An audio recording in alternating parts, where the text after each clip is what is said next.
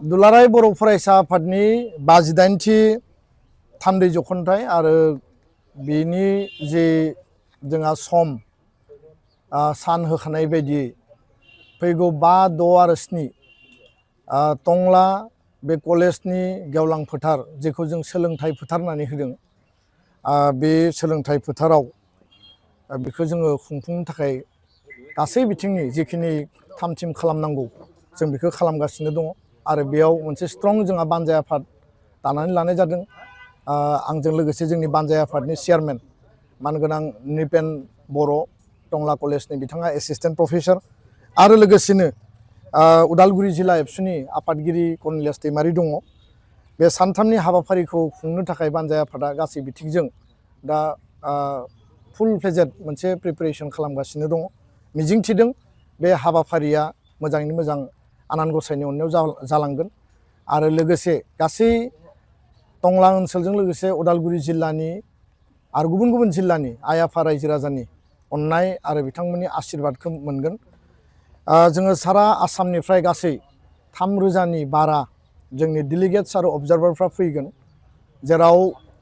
Delegate हिसाबै डेलिगेटआव बाहागो लागोन अबजार्भार महरै जोंनि लिटारेरि कम्पिटिशन जोंनि स्पर्ट्स कम्पिटिशन जोंनि कालचारेल कम्पिटिशन आरो जोहोलाव बालिराम बर' भलिबल कम्पिटिशन गायदे हेलेना काबादि कम्पिटिशन बायदिसिना कम्पिटिशनाव बिथांमोना बाहागो लागोन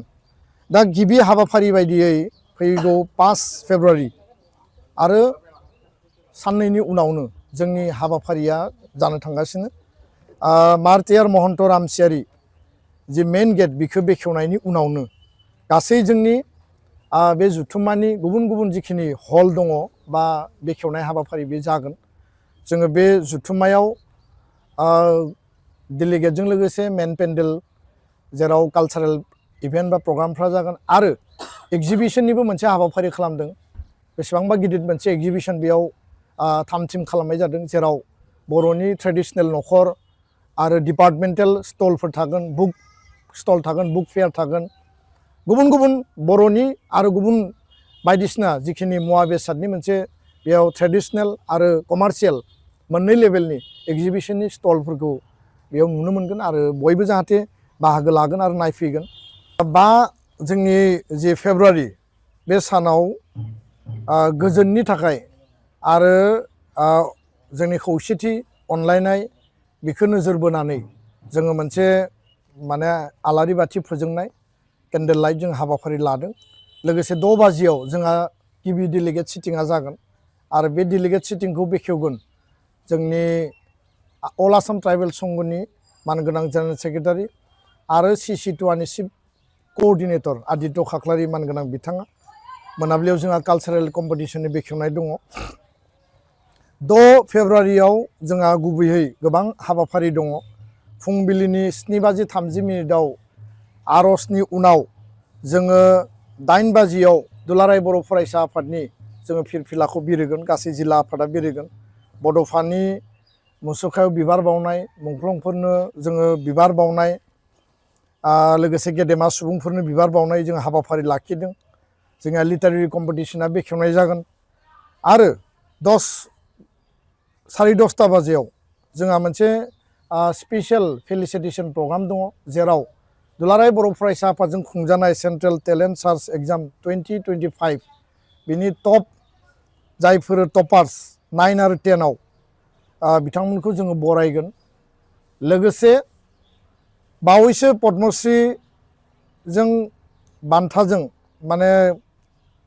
मान होजानाय जोंहा पद्मश्री जगेश देउरि बिथांखौ जोङो मान बावगोन 11 बाजियाव जोङो इयुथ कनक्लेभ लादों लाइमोनफोरनि जुथुम आरो बे इयुथ कनक्लेभआ गाहायै बादायलायनाय आनजाद आरो आथिखालनि जिखिनि मोनसे जुजिनां बिथिं दानि जि मोनसे ट्रेन्ड सोलिगासिनो दङ बेयाव जोंनि फरायसा फरायसुलिया माबायदि जुजिगोन आरो बे बेलायाव जोङो गुन गोनां सोलोंथाइ लानानै जोङो माबायदि मोगा-मोगि जानांगोन बा जोङो बेखौ बोरै एचिभ खालामगोन बे गासै बिथिंखौ नोजोर बोनानै जोङो मोनसे इयुथ कनक्लेभ लादों जेराव 7,000 स्टुडेन्टआ बाहागो लागोन बिभिन्न कलेज जोंहा स्कुलनि इउनिभार्सिटिनि आरो 3,000 जोंनि जायफोर डेलिगेट्स बिथांमोना बाहागो लागोन टटेल 10,000 बाहागो लानायनि गेजेरजों जोङो बे हाबाफारिखौ खुंफुंनो नागिरदों। जों आलासि महरै बेखेवगिरि हिसाबै लिंदों बिटिआरनि आगुनि चिफ प्रमद बर' बिथांखौ। बिथाङा जिहेतु बड'फा मिशन सुपार 50नि फाउन्डारमोन, बे मोनसे कम्पिटिटिभ जि कचिंनि इनिसियेटिभनि, बेखायनो जों बिथांखौ हांख्रायदों। आरो आसामनि सोलोंथाइ मन्थ्रि मानगोनां डक्टर रनज पेगु बिथाङा बेयाव गाहाय आलासि हिसाबै बाहागो लागोन। बेनिफ्राय बर'नि गिबि ब्रिगेडियार अन्जन कुमार बसुमतारी बिथाङा पाठानकटआव दङ दा, 29 आर्टिलारि ब्रिगेडनि, बिथांखौ जों हांख्रायदों। अल आसाम स्टुडेन्ट इउनियननि chief adviser doctor Samujjal Kumar Bhattacharya, खारन आसुआबो मोनसे प्रग्राम फोसावदों आरो बिथांमोना इनिसियेटिभ लाबाय। प्रत्यक्षा नाय मोनसे सिभिल सार्भिस कचिंनि थाखाय दिल्लीयाव गावसोरनिफ्रायनो खरस खालामनानै दैथायहरदों। आरो नर्थ इस्टनि स्टुडेन्टनि थाखाय, आसामनि स्टुडेन्टनि थाखाय, माने स्टुडेन्टना ओरै नङा असमियाल', गुबुन गुबुन हारि माहारिनि जायफोर एसपायरेन्ट बिथांमोना मदद होदों। बेखायनो जों बिथांखौ हांख्रायदों। जोंहा गोबां प्रिन्सिपालफ्रा बाहागो लागोन। 2:30 जोङो get together meet of social and student organisation जों लादों, जेराव 30तानिबो बारा जातीय संगठन आरो फरायसा आफादफोरनि आफादगिरि, गाहाय नेहाथारि दैदेनगिरिफ्रा बाहागो लागोन। आरो बेयाव जोङो मोनसे टपिक लाखिदों जे जोंनि हारिमु, जोंनि राव आरो जोंनि ससियेल भेलुस, बेखौ जोङो सास्टेइन पिस आरो हारमनि आरो भाइब्रेन्ट बिटिआर आरो आसाम जौगानायनि थाखाय जों माबायदियै हाबा मावलांनो हायो, जोंनि कानेक्सन, जोंनि रिलेसना मा जागोन, बे हाबाफारिखौ बेखेवनानै होगोन डक्टर समुद्र गुप्त काश्यप, नागालेण्ड मुलुगसोलोंसालिनि चेन्सेलर, आरो आसामनि एडिजिपि स्पेसियेल ब्रान्चनि मानगोनां IPS अफिसार श्री हिरेन चन्द्र नाथ बिथाङा स्पेसियेल गेस्ट हिसाबै बाहागो लागोन। गुबुन गुबुन ट्राइबेल माहारियारि आफादजों लोगोसे गुबुन गुबुन आफादनि दैदेनगिरिफ्रा बे हाबाफारियाव जथायै बयबो बाहागो लागोन। 7 फेब्रुवारियाव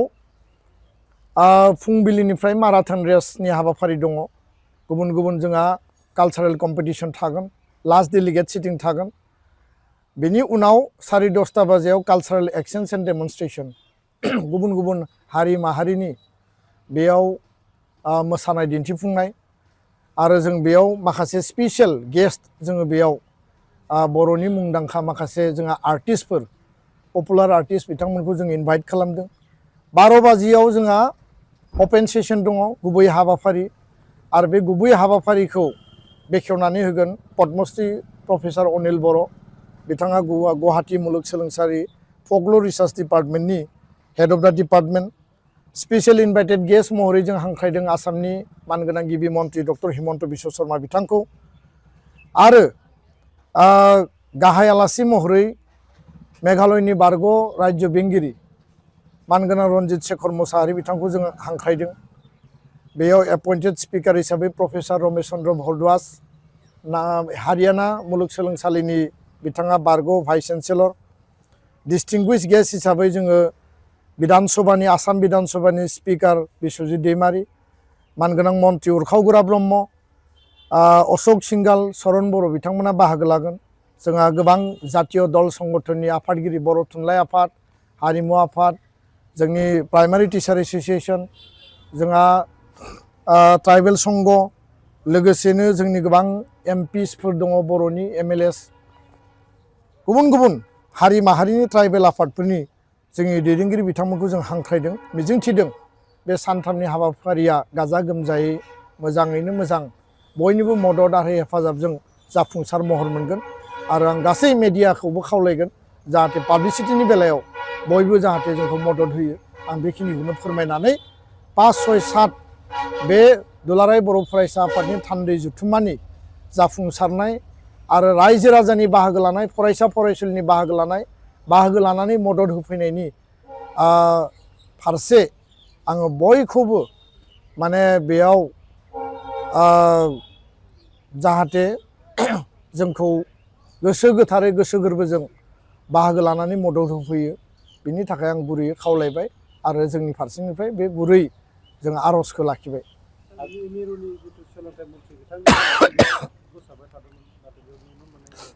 मानगोनां जोंनि भारतनि सोलोंथाइ मन्त्रि डक्टर धर्मेन्द्र प्रधानखौ जोङो हांख्रायदोंमोन बिथांखौ जों लोगो हमदोंमोन पार्लियामेन्ट हाउसआव आरो टेलिफनिक जोङो कमिउनिकेसन खालामदों बिथाङा फैनो थाखाय खोथा होदोंमोन किन्तु बाजेट सेसना जिहेतु 28 जानुवारिनिफ्राय जागायबाय 13 फेब्रुवारिसो जोबगोन आरो मैया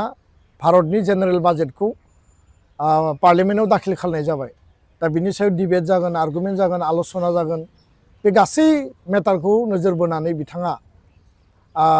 सेटारडेब्लाबो बिथाङा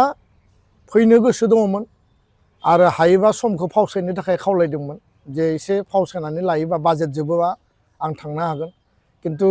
10 आरो 11 मेट्रिकआ 10 11आ हाई सेकेन्डारि जोंहा बे मोननै आसामनि मेइन एग्जाम थानायनि थाखाय जोंनि डेटखौ जों फावसायनायनि बे सम्भाबनाखौ जों नुवाखिसै आरो जों बानजाय आफादजोंबो जों जगाजग खालामनायाव बे सम्भाबनाखौ जों नुवाखै खारन कलेजा बेयाव हायार सेकेन्डारिनि आनजाद जागोन आरो जेराव हाई स्कुल हाई सेकेन्डारि दं बेयाव मेट्रिकनि आनजाद जागोन बेखायनो जोङो बे डेटखौनो थिग खालामबाय आरो बिथाङा फैनो गोसो दङमोन जों बिथांखौ जेरैखि जायाबाबो लाबोनो हास्थायदोंमोन बियो मोगथाङाव जाफुंसार महर मोनासै उनाव बिथाङा बाहागो लागोन होननानै जोंनो खोथा होदों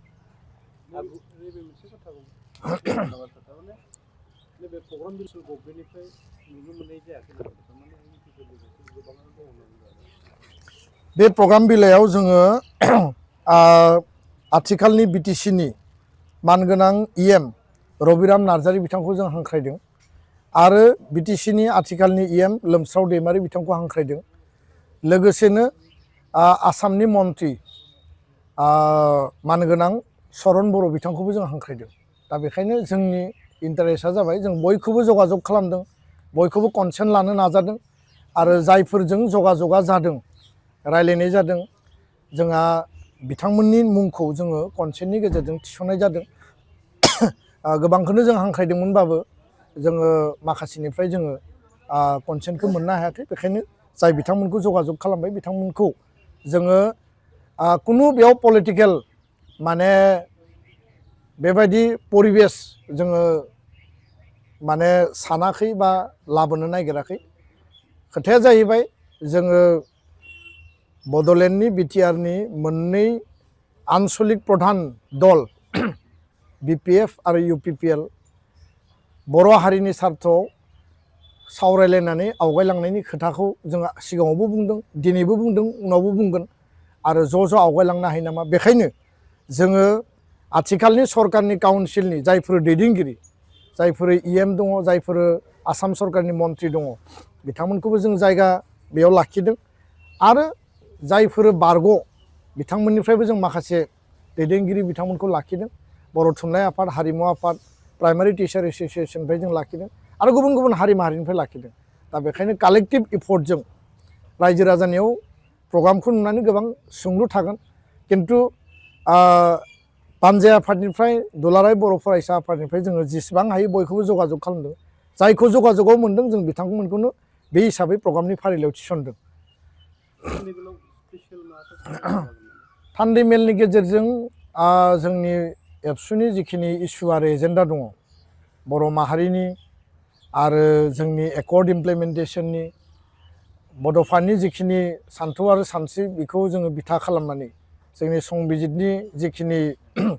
माने बेयाव क्लजफोर दङ बेखौ जोङो बिथा खालामनानै माहारियाव गोनां जानाय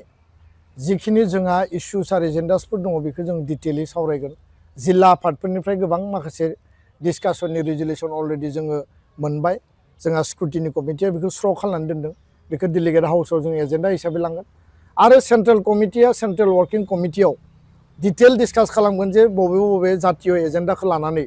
फैबाय थानाय समाव एबसुआ हाबा मावलांगोन स्टेन्डिं रिजुलेसन दंखायो जे बर' गोजोन गोरोबथाखौ 100% मावफुंनांगौ सिमा बारायनांगौ समस्ति बारायनांगौ मर अट'नमि डाइरेक्ट फाइनेन्स होनो नांगौ बर' कसारि काउन्सिलनि पुर्नांग मर्यादा कार्बि आंलंनि एसटि हिलनि इस्यु स्कुल प्रभिन्सियेलाइजेसन जोंनि जिखिनि इनफ्रास्ट्राक्चार इन्स्टिटिउसन गायसननाय जोंनि जि टेट आनजाद खुंनायनिफ्राय लानानै स्कुलाव खालि जानानै थानाय कलेजाव खालि जानानै थानाय भेकेन्ट पस्टफोरखौ फिलआप खालामनाय बर' मिडियामनि जिखिनि दा एनरलमेन्ट खमायलांनाय मार्जार खालामनो नागिरनाय बे इस्युफोरा दा जोंनि थाखाय माने प्रधान इस्यु आरो हारिमु बिथिङाव रांखान्थि बिथिङाव सामाजिक बिथिङाव Bodofa mission for sustainable change mission quality education बेखौ जों बोरैहाय लांनो आरो गासै बर' माहारिनि कालेक्टिभ जिखिनि कमप्रिहेन्सिभ जि जोंहा जौगानायनि जि खोथा दङ बे गासै बाथ्राफोरखौ डेलिगेट थान्दै बिथांमोना रेज खालामगोन स्टेन्डिं रेजलिउसन डिस्ट्रिक्टनि रेजलिउसन लानानै जों आवगायलांगोन।